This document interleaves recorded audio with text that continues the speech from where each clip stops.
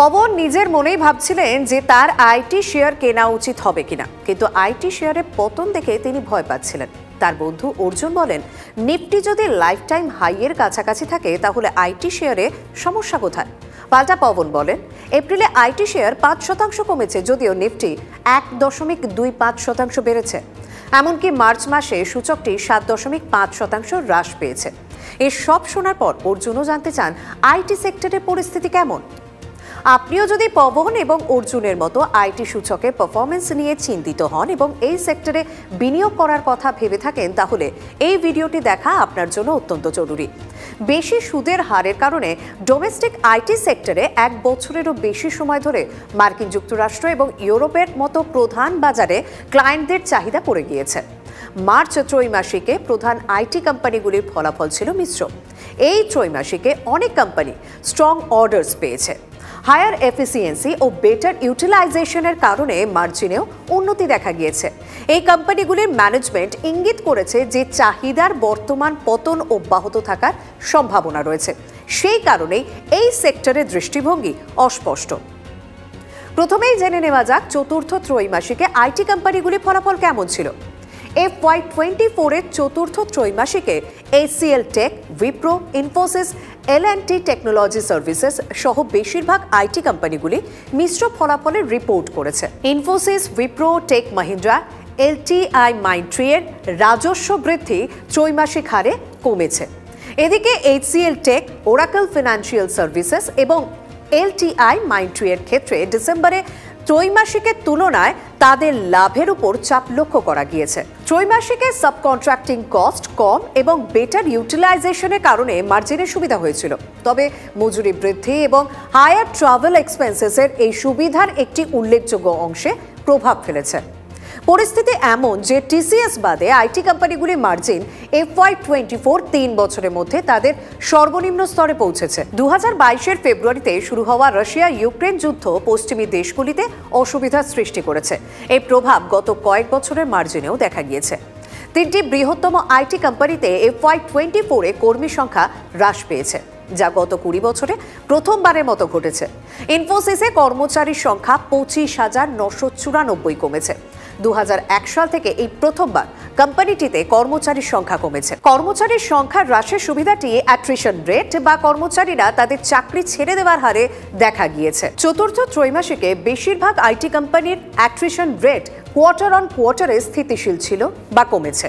এখন আসুন জেনে নেওয়া যাক আইটি সেক্টরের दृष्टिभंगी की। चौथी तिमाही में आईटी पूरे क्षेत्र के थोड़ा म्यूटेड नंबर्स आए हैं। अगर आप देख लें, चाहे बड़ी कंपनियों के चाहे छोटी कंपनियां हों, उन सब में म्यूटेड नंबर्स आए हैं। कुछ कंपनियां हैं जिसमें कि थोड़े से नंबर दिख रहे हैं, जिसमें कि जेंसार टेक्नोलॉजी एक है, वो शेयर्स में नंबर्स, उसके स्टॉक्स में अच्छे नंबर आए थे। अदरवाइज बड़े कंपनियों में देखें तो टीसीएस के नतीजे थोड़े से अच्छे थे। HCL टेक से उम्मीदें काफ़ी थी, लेकिन काफ़ी निराश किया HCL टेक ने। दूसरी तरफ अगर आप देखें, विप्रो ने भी निराश किया है। तो ओवरऑल थोड़ी निराशा रही है इस बार आईटी के नतीजों में। आउटलुक के लिहाज से मुझे लगता है कि आने वाले टाइम पे थोड़ा सा कंसोलिडेशन होगा इस क्षेत्र में और उसके बाद हम तेज़ी देख सकते हैं, लेकिन अभी for the time being consolidation लगता है पूरे क्षेत्र में। कुछ कंपनियां जो कि आर्टिफिशियल इंटेलिजेंस की तरफ हैं, जैसे कि जेंसार टेक का मैंने नाम लिया, वो कंपनी उसमें दिख रहा है कि AI क्षेत्र में छोटी कंपनियां हों या प्रोडक्ट क्षेत्र में हों, वहाँ पर अच्छा लग रहा है। বিশেষজ্ঞরা মনে করেন যে উন্নত দেশগুলিতে বেশি সুদের হার, সফট রিসেশন এবং উইক কনজিউমার সেন্টিমেন্ট আইটি সেক্টরের জন্য প্রধান চ্যালেঞ্জ। উপরন্তু জেনারেটিভ AI এর ক্রমবর্ধমান ব্যবহারও বড় পরিবর্তন ঘটাচ্ছে। নতুন যুগের মেশিন লার্নিং, AI এবং অন্যান্য প্রযুক্তির ক্রমবর্ধমান ব্যবহারের সঙ্গে টেস্টিং, রুটিন কোডিং এবং রক্ষণাবেক্ষণের মতো অনেক আইটি চাকরি অটোমেটেড হয়ে যাওয়ার ঝুঁকি রয়েছে। চতুর্থ ত্রৈমাসিকে নির্বাচিত প্রধান আইটি কোম্পানিগুলির থেকে আয় বৃদ্ধির নির্দেশিকা হতাশাজনক ছিল। তা সত্ত্বেও আইটি কোম্পানিগুলি বেশ কিছু নতুন ডিল সই করেছে বা বরাত পেয়েছে। তবে এটা নজরে রাখতে হবে যে এই ডিল থেকে কোম্পানিগুলি কত অর্থ रोजगार করে। ये आउटलुक थोड़ा सा म्यूटेड रहेगा, मुझे लगता है कि एटलीस्ट 6 महीने से लेकर 12 महीने तक का, क्योंकि स्टबर्न इन्फ्लेशन जो है वो यूएस में है, जहाँ पर कि इनका बिग मार्केट है यूएस या यूरोप में कह लें, तो उस जगह भी इन्फ्लेशन की चिंताएं हैं, जिसके कारण कि इंटरेस्ट रेट घट नहीं रहे हैं ज़्यादा, एटलीस्ट जो है स्टैग्नेट कर रहे हैं। और जब तक ऐसी स्थिति बनी रहेगी तब तक जो है आईटी के लिए थोड़ा सा मुश्किल होता है, क्योंकि कंपनियां जो हैं वहाँ पर जो कंपनियां काम करती हैं उसके एक्सपेंशन में थोड़ी दिक्कत होती है कि कॉस्ट ऑफ कैपिटल बढ़ा रहता है, तो उस लिहाज से थोड़ा म्यूटेड है। लेकिन चूँकि वैल्यूएशन भी धीरे धीरे अब कम हो रहे हैं, तो वहाँ पर देखना चाहिए कि कौन सी कंपनियाँ अच्छी कर सकती हैं, जहाँ वैल्यूएशन कम्फर्ट हो, तो उसमें धीरे धीरे चुनने का वक्त है, क्योंकि गिरते हुए मार्केट में ही अपने को देखना चाहिए कि कौन सी कंपनी अच्छी कर सकती है। এর কারণ হলো কোম্পানিগুলির আয় ও মুনাফার পূর্বাভাস বেশি আশা জাগায় না। এটি ইঙ্গিত করে যে ক্লায়েন্টদের আইটি ব্যয় করার প্রবণতা মন্থর হবে এবং খরচ বৃদ্ধির প্রত্যাশা কমবে। FY25 এর জন্য ইনফোসিস রেভিনিউ গ্রোথ গাইডেন্স দিয়েছে 1 থেকে 3%, যা ব্রোকারদের অনুমানের চেয়ে উল্লেখযোগ্যভাবে কম। একইভাবে HCL টেকও 3 থেকে 5% আয় বৃদ্ধির পূর্বাভাস দিয়েছে, যা 5 থেকে 7% থেকে অনেক কম। তবে ভালো খবর হলো যে FY22 এবং FY23 এ HCL টেক তার 18 থেকে 19% পূর্বাভাস অনুসারে মার্জিন দিয়েছে এবং FY25 এও তা বজায় রাখার আশা করছে। কম আয় বৃদ্ধির পূর্বাভাস সত্ত্বেও ইনফোসিস বলেছে তাদের মুনাফা 20 থেকে 22% হারে বাড়তে পারে। এখন এই সেক্টরের কোম্পানিগুলি সম্পর্কে ব্রোকার এবং বিশেষজ্ঞরা কি বলছেন তা জানাও গুরুত্বপূর্ণ। বর্তমান চ্যালেঞ্জের পরিপ্রেক্ষিতে বিশেষজ্ঞরা ডোমেস্টিক আইটি স্টকস সম্পর্কে আশাবাদী বলে মনে হচ্ছে না। তাদের মতে মুদ্রাস্ফীতি স্থিতিশীল, শীঘ্রই সুদের হার কমানো শুরু হবে বলে আশা করছেন অনেকে। প্রথম ত্রৈমাসিকে মার্কিন জিডিপি বৃদ্ধি 2 বছরের মধ্যে সবচেয়ে মন্থর ছিল, যা স্পষ্টভাবে অর্থনীতিতে মন্দার লক্ষণ নির্দেশ করে। এই সব কিছুর উপর ভিত্তি করে এটা বলা কঠিন যে আইটি সেক্টরের জন্য খারাপ সময় শেষ। ফলাফলের পরে জেপি মর্গান বেশিরভাগ ছোট এবং মিড ক্যাপ স্টক আপগ্রেড করেছে এবং তাদের লক্ষ্যমাত্রাও বাড়িয়েছে।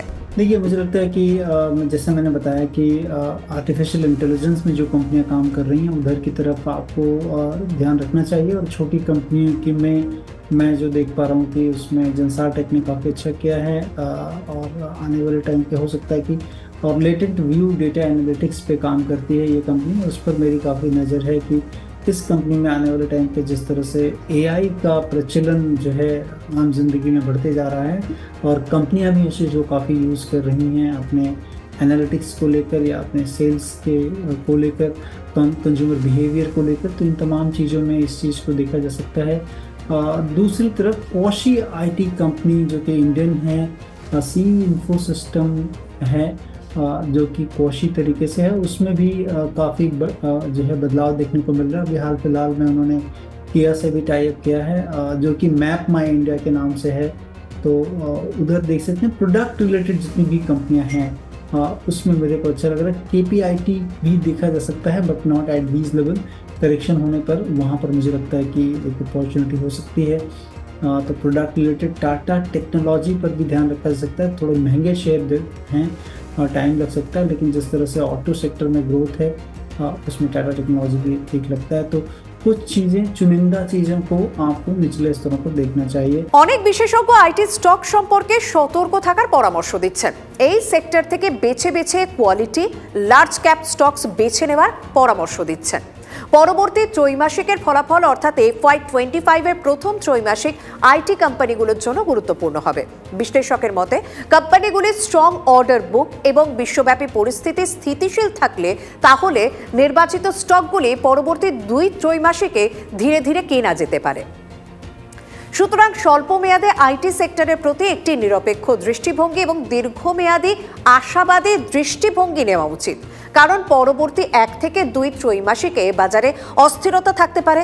যদি পবন এবং অর্জুনের মতো বিনিয়োগকারীদের দীর্ঘমেয়াদী দৃষ্টিভঙ্গি থাকে তাহলে তাদের উচিত শক্তিশালী ব্যালেন্স শিট, AI এবং জেনারেটিভ AI প্রযুক্তিতে শক্তিশালী অর্ডার বই এবং বিভিন্ন সেক্টর জুড়ে বৈচিত্র্যময় কোম্পানিগুলির উপর ফোকাস করা। এই ধরনের কোম্পানি স্টক ধীরে ধীরে জমা হতে পারে। আপনাকে বিনিয়োগে সাহায্য করবে মানি9 এর সুপার অ্যাপ। এই সুপার অ্যাপ ডাউনলোড করুন, ইনভেস্ট9 সেকশনে যান, ক্লিক করুন, সিলেক্ট করুন মিউচুয়াল ফান্ড। নির্দিষ্ট জায়গায় আপনার বিশদ তথ্য টাইপ করুন, কয়েকটি সহজ পদ্ধতির মাধ্যমে ফান্ড নির্বাচন করুন। এসআইপি চালু করুন। মানি 9-এর সঙ্গে আপনার যাত্রা শুরু করুন।